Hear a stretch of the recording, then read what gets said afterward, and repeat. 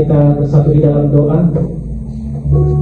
Bapa di surga, kembali lagi kami Tuhan mengucap syukur untuk kebaikan Tuhan di dalam hidup kami. Sebentar kami akan mendengarkan kebenaran firman Tuhan. Engkau ampuni kami Tuhan, banyak perbuatan dosa yang kami lakukan di hadapan Tuhan, baik pikiran kami, sikap kami, tindakan kami, perkataan kami Tuhan. Engkau ampuni kami Tuhan. Ini hidup kami Tuhan, kami serahkan ke dalam tangan Tuhan Yesus. Terlebih-lebih hamba Tuhan yang akan menyampaikan kebenaran firman Tuhan. Biarlah Engkau pakai hamba ini Tuhan untuk menyampaikan kebenaran firman Tuhan. Dalam pimpinan Roh Kudus Tuhan menolong kami untuk mengerti, memahami kebenaran firman Tuhan. Terima kasih Tuhan Yesus. Terpuji nama Tuhan. Di dalam nama Yesus kami berdoa, kami mengucap syukur. Amin. Dipersilakan untuk duduk kembali. Shalom semuanya, saudara-saudara yang terkasih. Pada malam hari ini kembali lagi kita akan belajar, ingatkan kebenaran firman Tuhan di dalam kitab Yesaya pasal 6 ayat yang pertama sampai ayat ke-8.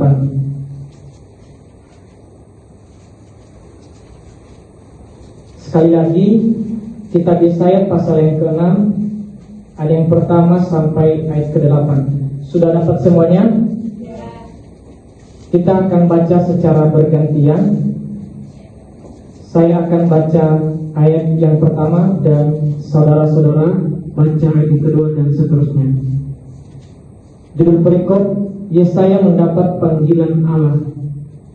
Dalam tahun matinya Raja Uzia, aku melihat Tuhan duduk di atas tahta yang tinggi dan menjulang, dan ujung jubahnya memenuhi bait suci. Para serafi berdiri di sekitarnya, masing-masing memiliki 6 sayap, 2 sayap menutupi muka mereka, 1 sayap menutupi mereka, dan sayap para sayap. Dan mereka berseru seorang kepada seorang, katanya, Kudus, kudus, kuduslah Tuhan semesta alam, seluruh bumi penuh kemuliaannya.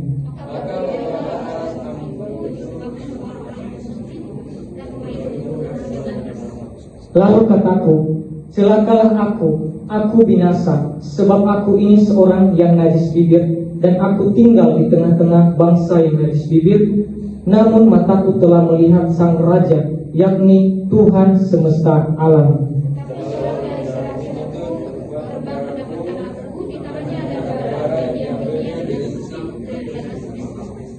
Ia menyentuhkannya kepada mulutku, serta berkata, lihat, ini telah menyentuh bibirmu, maka kesalahanmu telah dihapus, dan dosamu telah diampuni. Siapakah yang akan kudus, siapakah yang mau pergi ke kita? Terima kasih atas kebenaran firman Tuhan pada malam hari ini.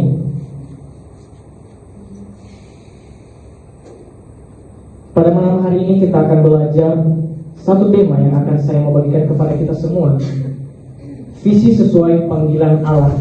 Sekali lagi, tema yang akan saya mau bagikan kepada kita, visi sesuai panggilan Allah.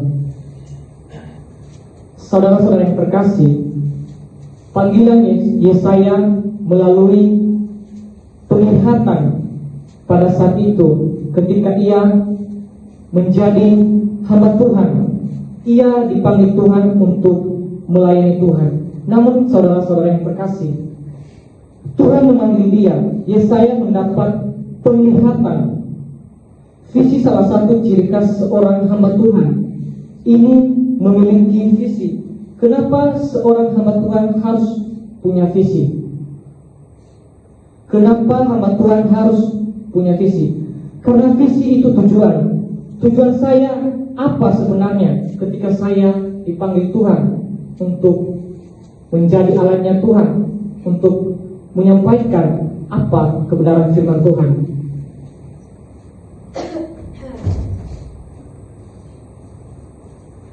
Di dunia ini banyak orang tidak bisa membedakan visi dengan misi. Kadang-kadang visi itu dijadikan misi dan sebaliknya. Kalau begitu, apa sebenarnya visi itu?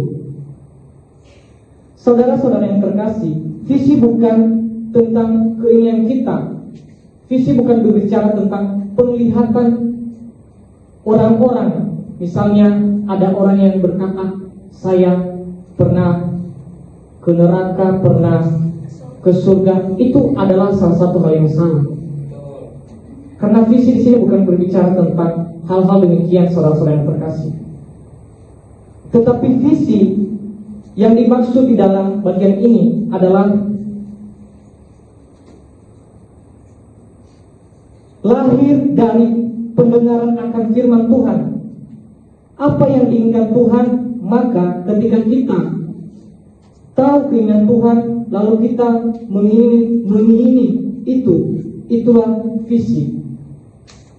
Saudara-saudara yang terkasih, kalau kita melihat di bagian ini, Yesaya mendapat panggilan Allah. Selalu didahului bahwa Tuhan memanggil orang-orang yang Ia utus untuk menjadi alatnya untuk menyampaikan kebenaran firman-Nya. Begitupun juga kepada kita saat ini sebagai hamba-hamba Tuhan. Kita harus memiliki visi. Sebagai hamba-hamba Tuhan di tempat ini, kita harus merenungkan apa tujuan saya untuk menjadi hamba Tuhan. Namun saudara-saudara yang terkasih, seperti yang saya katakan tadi, bahwa visi bukan berbicara tentang keinginan diri kita, tetapi bagaimana kita mendengar firman Tuhan. Apa sebenarnya pesan Tuhan di dalam kehidupan kita? Maka itu adalah visi yang benar, saudara-saudara yang terkasih.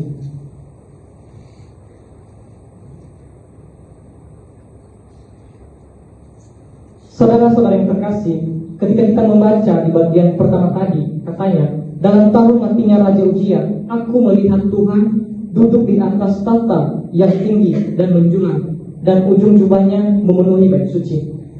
Saya akan menceritakan sedikit tentang siapa Raja Uzia ini. Raja Uzia adalah seorang raja Yehuda yang awalnya hidup takut akan Tuhan, namun akhirnya jauh dalam kesombongan. Ketika ia dipanggil Tuhan, ia pada waktu itu takut akan Tuhan, tetapi lama-kelamaan ia sombong, saudara-saudara yang terkasih, sehingga ia dihukum oleh Tuhan dan ia mati pada saat itu. Ketika Raja Uzia mati, bangsa Yehuda sedang mengalami masa krisis rohani dan politik. Kematian raja yang kuat ini melambangkan akhir dari kepercayaan manusia dan kekuatan duniawi.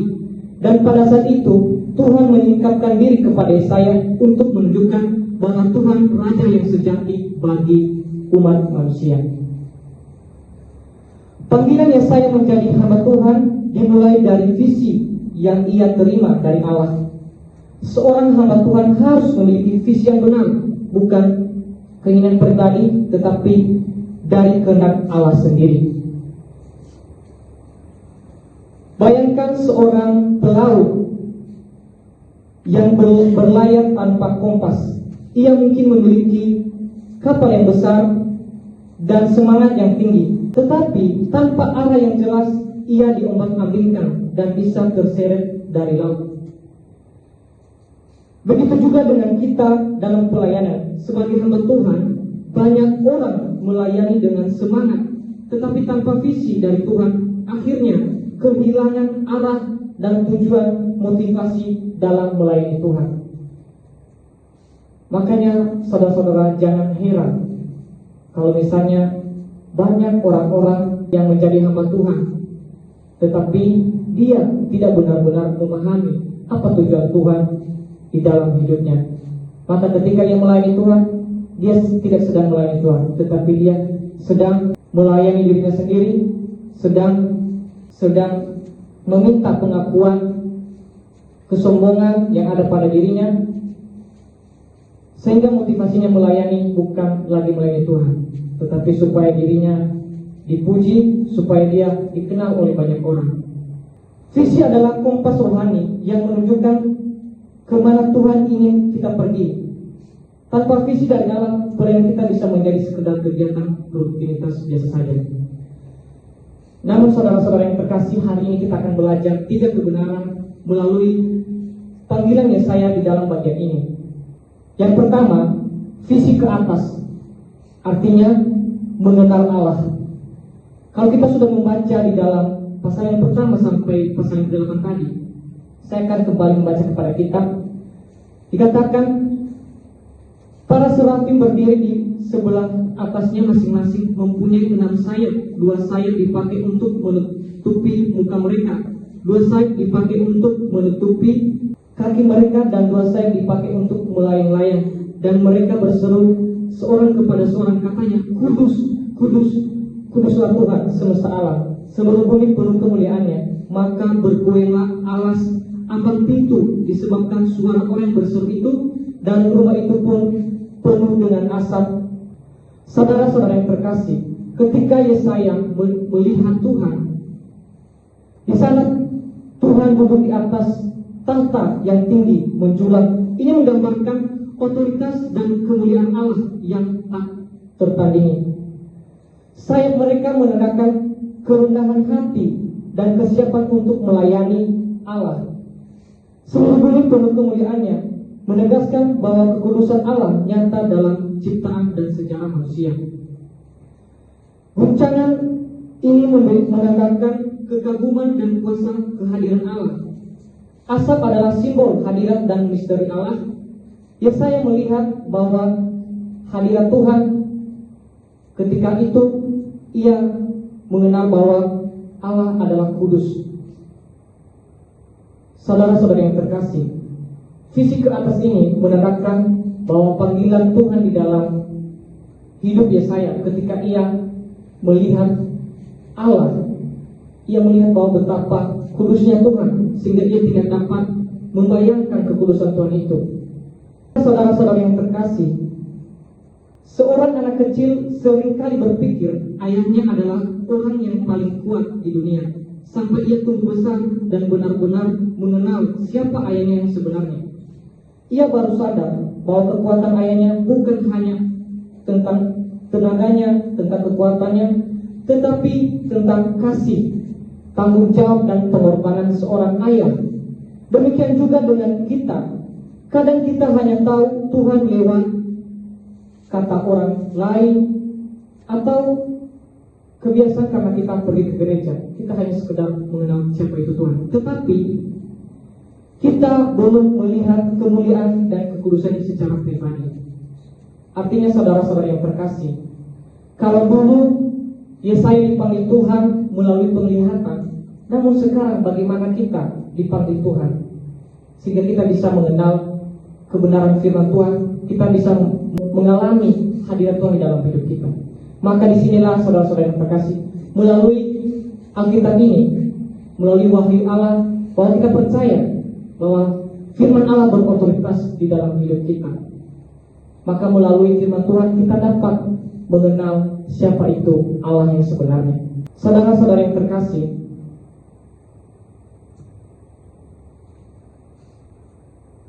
mengenal Tuhan melalui panggilan Yesaya ini, kita juga harus setiap hari membangun relasi kepada Tuhan.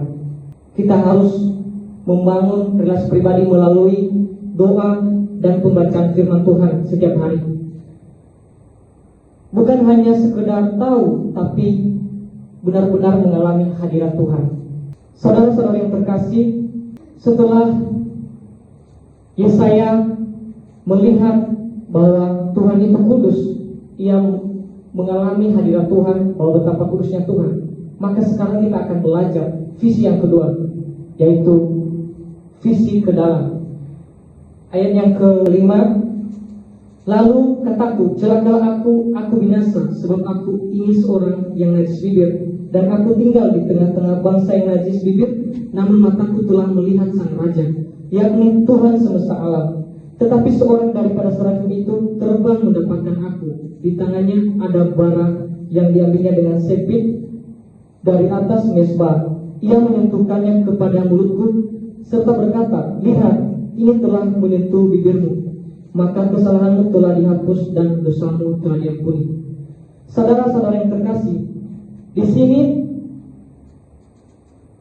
Ketika Yesaya melihat kekudusan Allah, ia tidak membandingkan dirinya dengan orang lain, tetapi langsung dengan sadar akan keberdosaannya. Ketika ia melihat kekudusan Allah, ia melihat ke dalam bahwa hidupnya adalah orang yang najis, orang yang berdosa di hadapan Allah. Saudara-saudara yang terkasih, najis bibir di sini memiliki makna mencerminkan dosa di dalam perkataan, namun juga keseluruhan diri yang berdosa. Yesaya selalu sadar bahwa ia tidak layak berada di hadapan Allah. Saudara-saudara yang terkasih, ini adalah teguran bagi kita juga sebagai hamba-hamba Tuhan di tempat ini yang melayani Tuhan. Kalau kita menyadari bahwa diri kita ini adalah orang yang berdosa di hadapan Tuhan, maka kita tidak akan hidup sembarangan. Kita tidak akan hidup lagi di dalam dosa.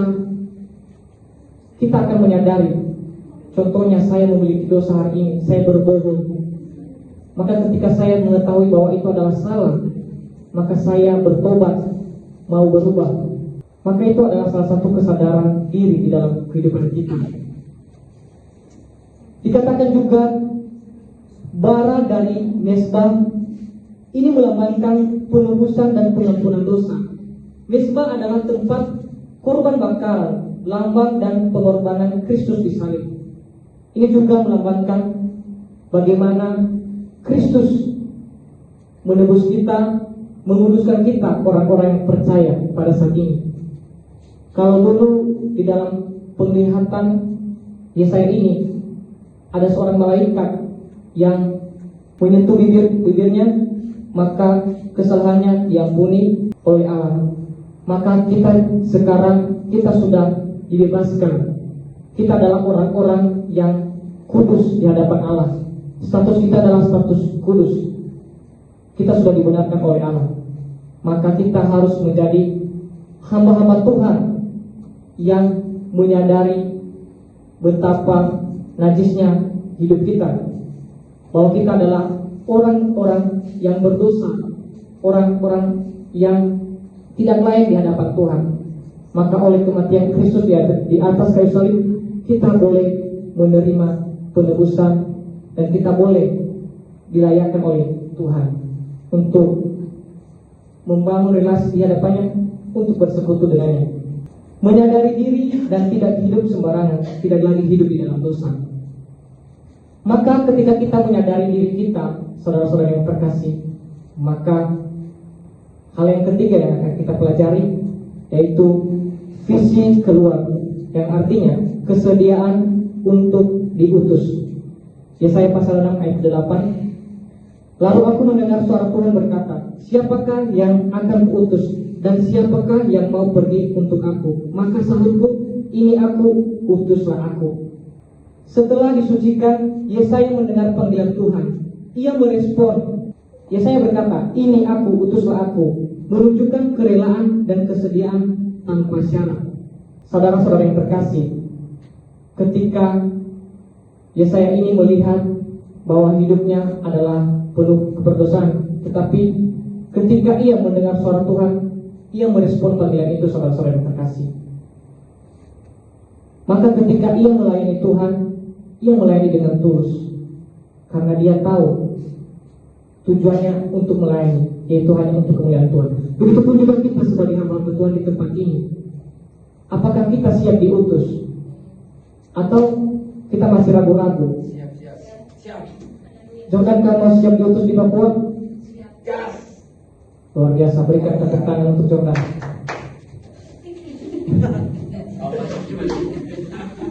Saudara-saudara yang terkasih, kita harus selalu siap, sedia untuk diutus oleh Tuhan dimanapun kita ditempatkan.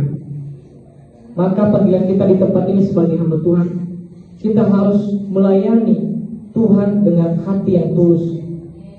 Jangan sampai kita melayani bersungut-sungut, ataupun kita melayani dengan motivasi-motivasi yang tidak benar, atau karena keterpaksaan. Jangan, saudara-saudara yang terkasih. Maka ketika kita memiliki hati yang tulus untuk memberitakan Injil, melayani bukan karena posisi atau jabatan, tetapi kita melayani karena kasih.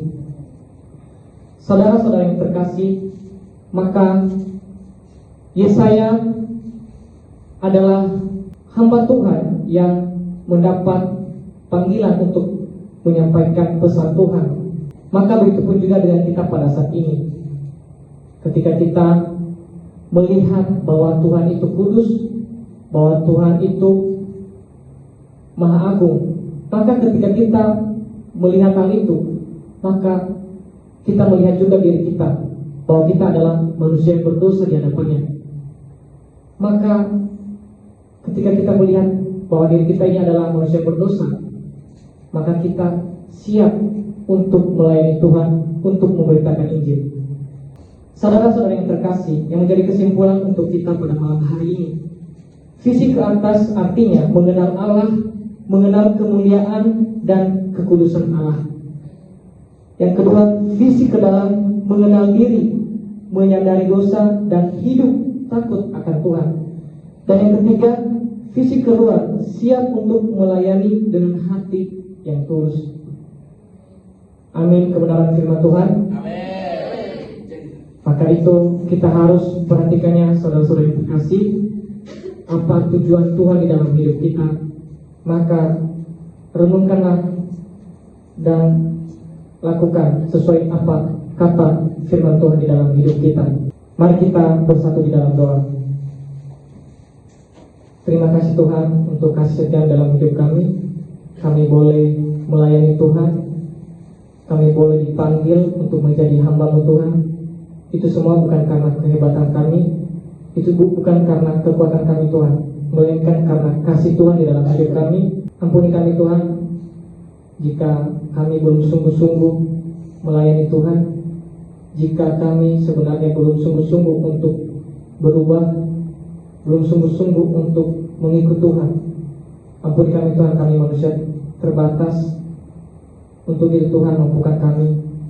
Biarlah pimpinan Roh Kudus-Mu Tuhan menolong kami, menguatkan kami untuk terus memberitakan firman Tuhan, untuk terus bersekutu dengan Tuhan. Banyak godaan kuasa-kuasa si jahat yang mencoba menjatuhkan kami Tuhan. Biarlah semua itu Tuhan kami tolak, kuasa-kuasa yang si jahat yang mencoba mengganggu kami Tuhan. Bahkan kami boleh melayani Tuhan dengan hati yang tulus, dengan hati yang sungguh-sungguh, bukan karena terpaksa, bukan karena motivasi-motivasi untuk kepentingan diri sendiri Tuhan. Terima kasih Tuhan Yesus. Ini hidup kami serahkan ke dalam tangan-Mu. Di dalam nama Yesus kami berdoa, kami mengucap syukur. Amin.